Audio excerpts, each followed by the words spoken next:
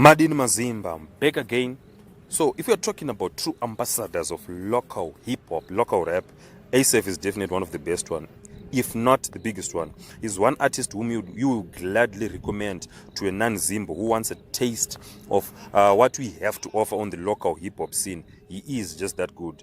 And over the years, Asaph has proved he knows how to make good music, not just good hip hop music, but just good music which you can listen to over and over again. With his many chart toppers, he has proven over and over again that he's also very solid when it comes to the pen. His wordplay and bars among the best in the country. I know, if you're talking about the guys whom you would put as the face of Zim hip hop, if you're exporting Zim hip hop outside, Asaph is definitely not one of those faces. And it came as no surprise when he was signed by DefJam Africa. He definitely deserved it. Now that the hype around the DefJam signing has died down, the concentration now switches to the music. Which direction was now Asaph going to take? I think a lot of people had questions in them. Was he still going to make the music that we have come to know and love from him? Music from the King's Villa series, the People's Rapper series. Was he going to change his sound? Was he going to go for a more, commercially viable kind of sound? So there were quite a lot of questions that a lot of people had. And can this move help him unlock, the African market, the continental market? Because that is one thing that a lot of people, in Zimbabwe hope for, to get into the South African market, to penetrate the global market. So for Asaph, with such a big move, a lot of expectations definitely followed. Now, he has finally released his first project with his label. And after a couple of listens, I have to say the production on this album is solid throughout. That is something that you definitely expect when someone is working with, such a reputable brand. And when Tebele dropped, which was the first single prior to this album, I was sort of afraid personally that Asaph was going to leave the sound that we've came to know from him for a more South African vibe, because Tebele had that sort of Kasi, ghetto kind of vibe. But having listened to this album, I have to say he definitely stuck to his sound and vibe.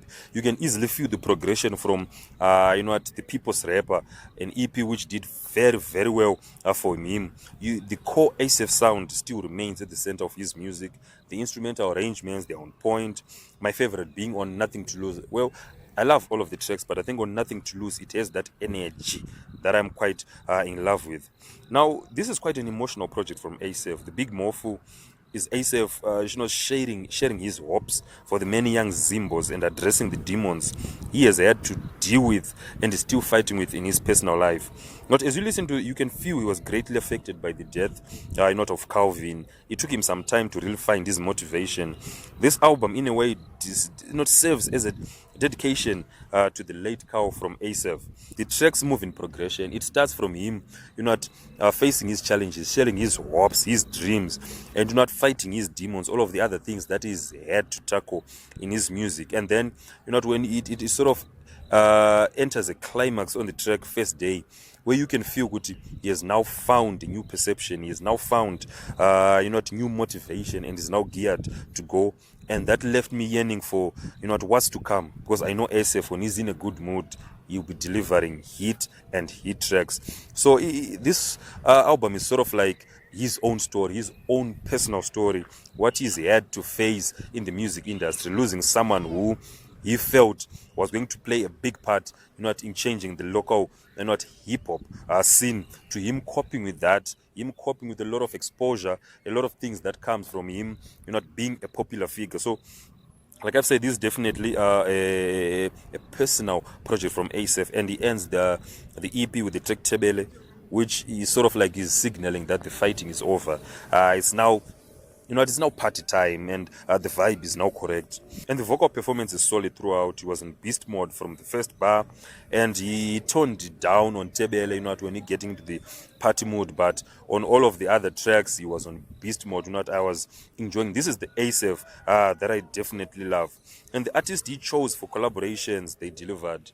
Ganyas Jr. was on point. I always wondered how Ganyas Jr. would perform, and I was very much impressed. Holy Alpha introduced herself in a big way. Loki was good on Tebele, and Beckiwe was just heavenly. Her vocals are amazing. And to just end this summary review, I have to say this is a solid offering from Asaph. The expectations were high, they were definitely high, and the expectations were met. Asaph has definitely proven with this project that he's not taking things for granted because of the move. He's still hungry, and with that hunger, he can reach new heights. We'll definitely be looking forward to the upcoming projects from him. Hopefully, we get King's Villa 3. I think it's been years now since he promised us King's Villa is coming. I would love, King's Villa 3. King's Villa 1 was an introduction, was Asaph introducing himself to Blawayo. King's Villa 2, he introduced himself, to the whole of Zimbabwe. That's where the masses, all of those guys from outside Blawayo, fell in love with Asaph. And King's Villa 3 may be his introduction to the whole region, this Southern African region. So I'll be very much looking forward to King's Villa 3. Fingers crossed. Hopefully it's coming very, very soon.